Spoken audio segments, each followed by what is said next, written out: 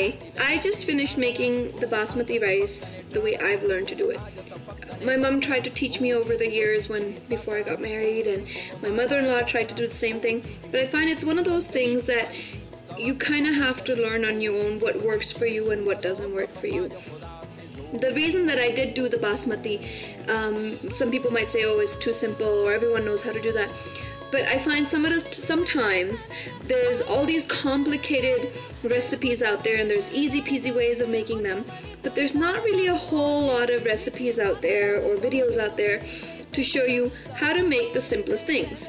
Like for myself personally, I don't know how to make chapati or a traditional roti because I just never learned how to. I find it's a wrist movement thing and I can't quite get it down, and then when I do finally make it, I find it doesn't quite taste like my mom's. So this is my version of how to make basmati rice, and I hope you enjoyed it. If you have any questions or you have any tips that you want to add on there, please do add them to the blog or to the Facebook page, and I would love to hear what everyone says. Thanks and have a great evening. Not an advertisement or anything, but this is the rice I use. I've tried a couple of different ones.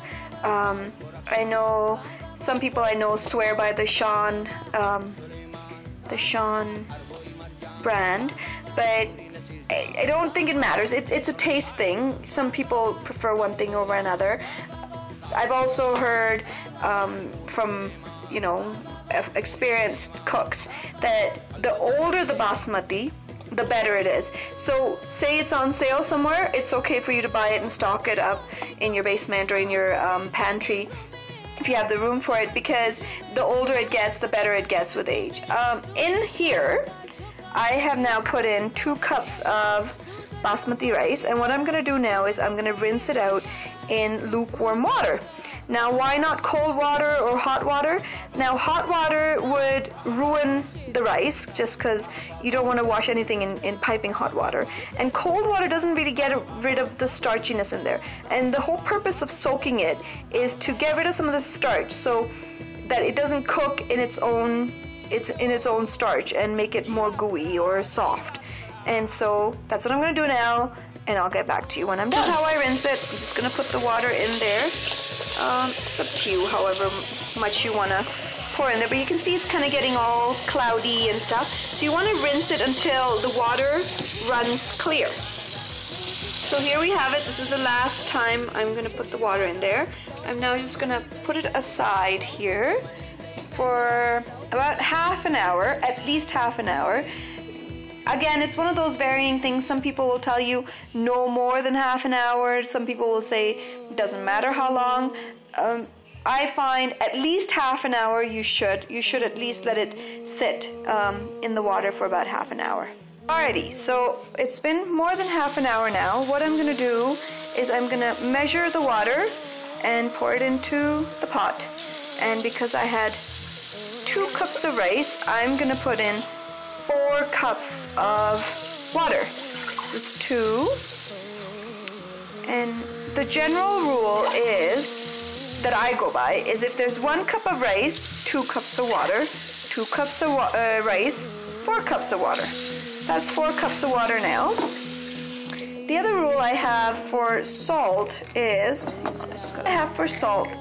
that if it's 1 cup of rice, it's 1 teaspoon of salt. If it's 2 cups of rice, it's 2 teaspoons of salt. Now, I don't like salt in general, so I try not to put too much of it, but that's the general rule to go by, and I find it's been helpful so far. If you are putting anything else in your rice, like peas or chickpeas or meat of any kind, whether it's beef or chicken, be careful with the rice portion there. Sometimes you need a little bit more and sometimes you need a little less, but it's one of those try and try again and you shall succeed. Now is I am gonna put this over at a medium-high heat to boil. When it comes to a rapid boil, that's when I'm gonna take the water out of the rice and I'm gonna take the rice into the boiling water and put it in. As you can see, the water is now under rapid boil. Most of you may know that water boils faster when it's under the lid. So now I've taken out all the rice there. I'm just gonna stir it just a little bit to make sure it's okay. And I'm now gonna turn the heat down just a bit and put the lid back on. Not quite, leave it askew. If you can leave it askew, that's fine. You can also just put the spoon on at the edge of it and just let some of the steam come out, but let it still cook under steam. What's happened now is that the water is reduced to less than what I had in there. You can tell it's not quite as much rice or as much water in there. Sorry, steaming up there. Now I'm going to take the lid off. I try not to stir my rice too much because the more you stir the rice, the stickier they get, I guess because you kind of release the starchiness in them. So I try not to stir them too much. And I don't know if you can tell, because it's kind of steaming up here. There's these, you can see the little bubbles right there. Once those bubbles have disappeared and they're little holes, you turn the heat down from medium-high to not quite simmer but low, and you put the lid back on. You can tell that the bubbles are gone, which means the water is probably almost gone, and there's like these little holes in there. You just check on the side there to see, okay, see this still has a little bit of water in it. I would still let that cook for another minute or so. Once you do that and you can see, oh, I keep talking and it's shaded over here. It's foggy. And once you can see that the water has kind of evaporated and there's not as much on the sides anymore, that's when you turn down the heat. So my rice are now ready to be cooked under the lid. There, I'm gonna turn the heat down to low, and I'm gonna put the timer on for 10 minutes. Now for my rule is that regardless of whether it's 6 cups or 7 cups or 2 cups, I only put it under lid for 10 minutes. And then after that you can tell whether it needs more or not. So I'll see you in 10 minutes. So my supper is now ready. My rice are done, and I'm gonna have it with a fairly traditional easy peasy recipe, which is ground beef with potatoes, keema aloo, and there's some pickle there too.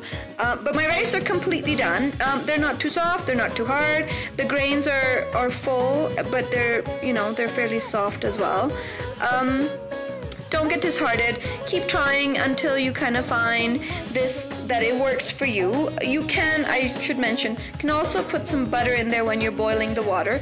I don't do that because I'm trying to cut off the fat, and you don't really need it, but for those of you who feel like it's okay and you need it, put some, by all means, some butter or some ghee in the boiling pot of water before you put the rice in. Do try and let me know how it works out for you, and I would love to hear back. Thanks so much, everyone.